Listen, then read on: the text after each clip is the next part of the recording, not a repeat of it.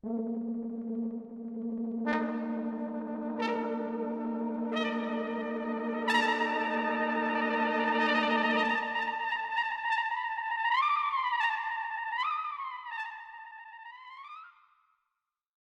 everyone. This is Mary Elliott from the Bees Knees podcast. I have a very special guest today.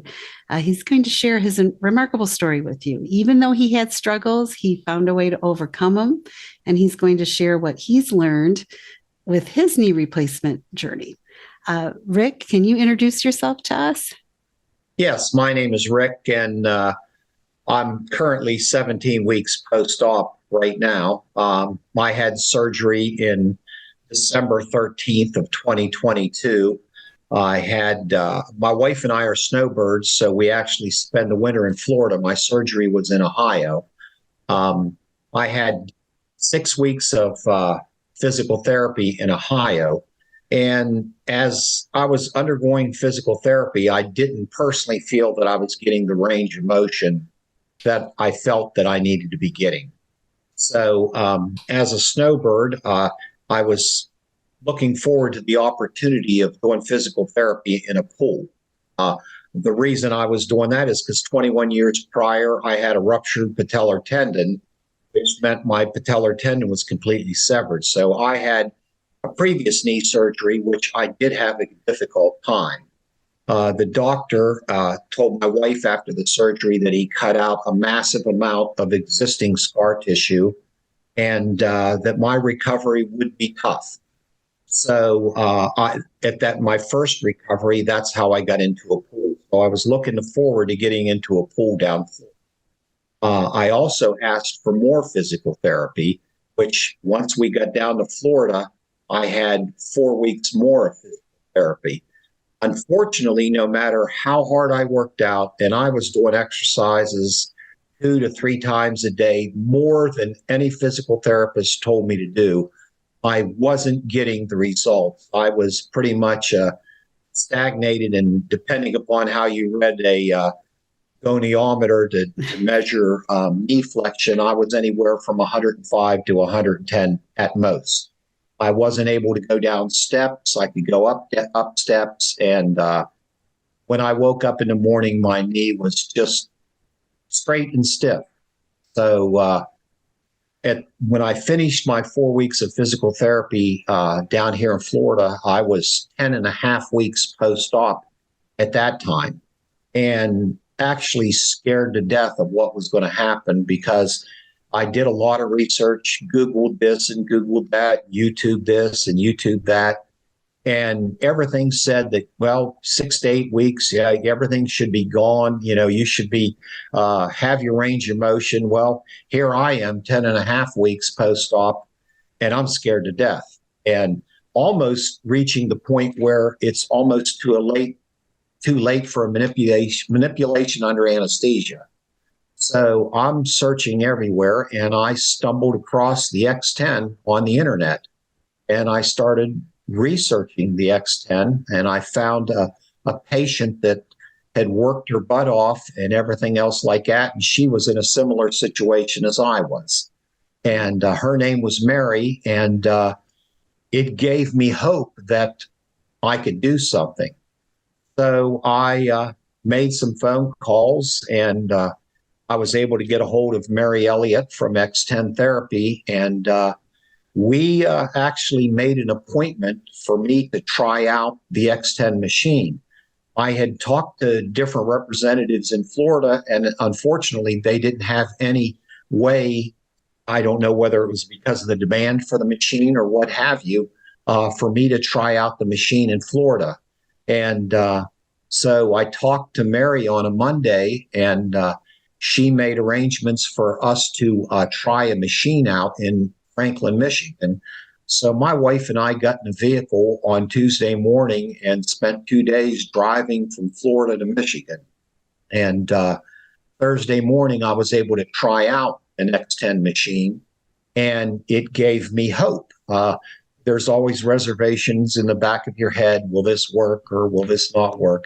And especially after 2 days of driving to Michigan, my leg was just as stiff could be. And tried out the X10. Everybody there was very nice to come in and help me out. And Michigan, I'm going to Michigan in March. You're worried about, am I going to get stuck in the snow? Because I'm driving up from Florida, but weather was great. And we got out of there just before a snowstorm hit. And so Thursday morning, after I tried the X10 out, we headed back towards Florida and got to Florida Friday night. So it was quite a trip of a couple thousand miles in 4 days. And but it gave me hope.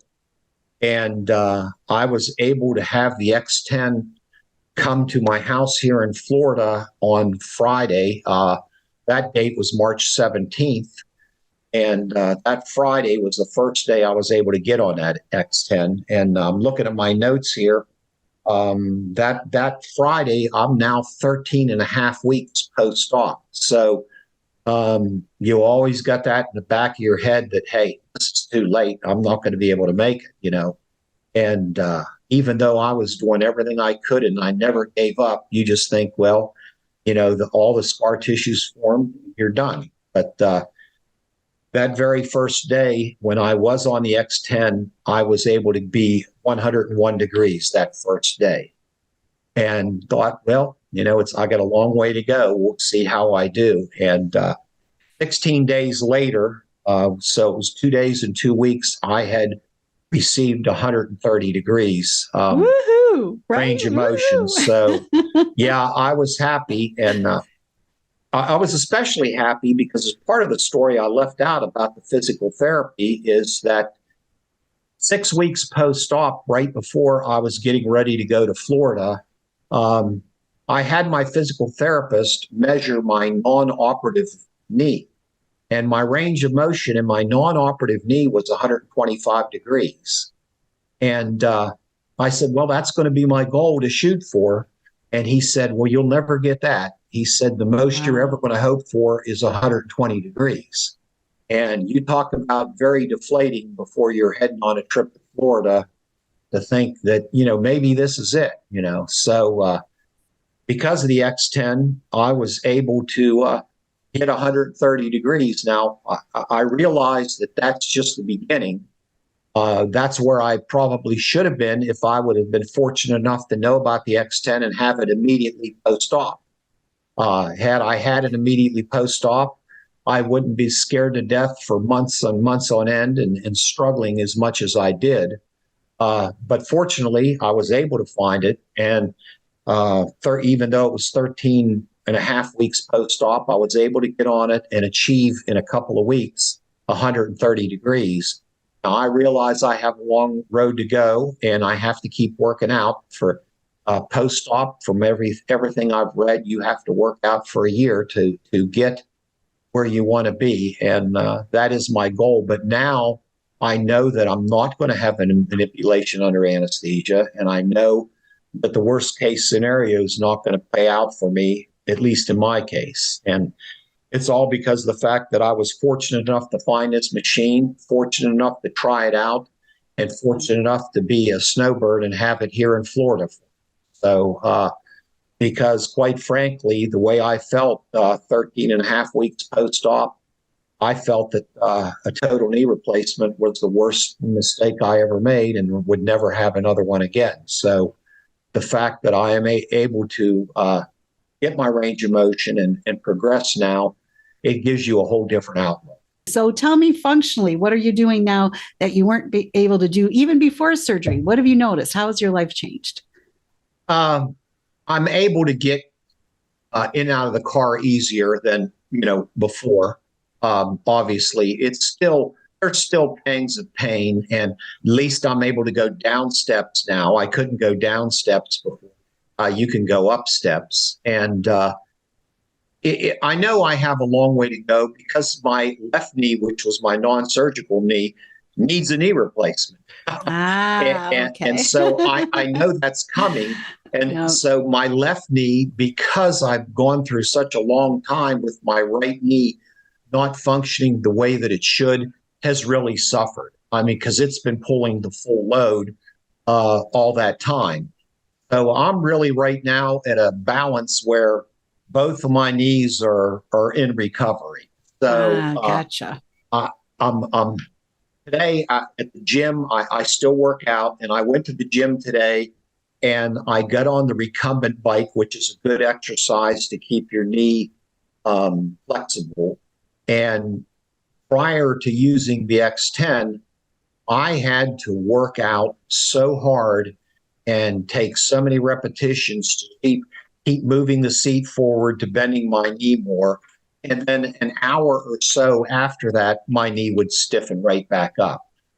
This morning when I was at the gym and moving the seat of the recumbent bike, I was able to start out 2 to 3 selections tighter than what I was. And my knees, I've maxed out on it because my knees are hitting the handles of the recumbent bike. Oh, wow. So I know that it's better than what it was. And then I do the leg press machine. And the reason I do that is it forces you to bend your knee.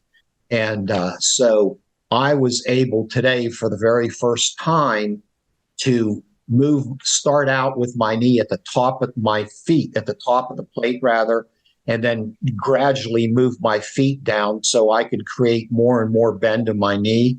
And today I had my feet at the bottom of the plate and I take my feet and I do the squat on the leg press, and then I hold that position for 30 seconds. So today is the very first day that I've been able to move my feet all the way to the bottom of the plate. So I do notice those small things, and I guess it's the little victories you look for instead of looking for massive amount of changes. The fact that when I worked out before, within an hour after working out, my leg was stiff and right back to where it was. And then I guess you look and you say, if you can gain 1 minute a day, well, then that's 30 minutes less your leg is stiff in a month. If you do that in 2 months, now that's 1 hour less your leg is stiff. And so that's why you have to just keep working out. But I've noticed that since I've been able to get over that hump, and I don't know what degree that was, whether that would have been 115, whether that would have been 120, whether that would have been 125. I don't know what that hump, I guess it's different for each individual. But once you get over that hump, then things come easier. Well, they say, Rick, 110 degrees is where around 110, 115 to be able to do everyday living activities. But that's not what you wanted.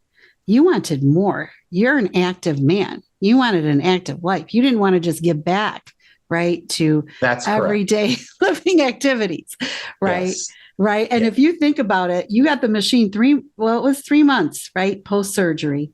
And then within how many days was it? 16 days. 16 days. Yeah. You made just about 30 degrees of an increase in your flexion. But if you would have had the X10 from day one, I guarantee you would not have experienced what you experienced. No way. No yeah, way. And that's what I don't want it. The machine should be made available to absolutely everybody. And I know that's what we would like to. Yeah. And the fact that it's not is a shame. Yeah. And it just seems like that even though I wanted that range of motion, when I was going to physical therapy, the whole goal was to make me a functional senior citizen. Get up and down out of a chair, get up and down out of a car, to go here, go there, walk, but not do the things that a person wants to do, to still be active and to do different things. And I guess that's where myself and physical therapy differed. I wanted more out of that. I'm not ready to pack it in yet. Exactly. Right. We want a full life. Who wants to be limited? Oh, for sure. Now you have all kinds of freedom. So how beautiful is that, right? That's a great way to live, right? That's a great way to live. Well, all right. So what else, is there anything else you want to share out there with anyone as far as what they should do, what they shouldn't do? Do you have any other words of wisdom that you think, wow, I wish somebody would have told me this before I got started? Yeah, I just wish it would be made more available, that more doctors would be made aware of it. And why that is, I don't know. Whether it seems like that in the medical industry, and this is just purely my opinion, and it may or may not be worth anything, but just how I see things, it just seems like that doctors have made procedures better. We have robotic surgeries where it assists the doctors. You go in, have a total knee replacement, and you're out as an outpatient. Who would have ever thought that would have been possible years ago? So we've made all these great medical advances in with technology in surgeries to get to be an outpatient, yet we're still doing physical therapy the same old way.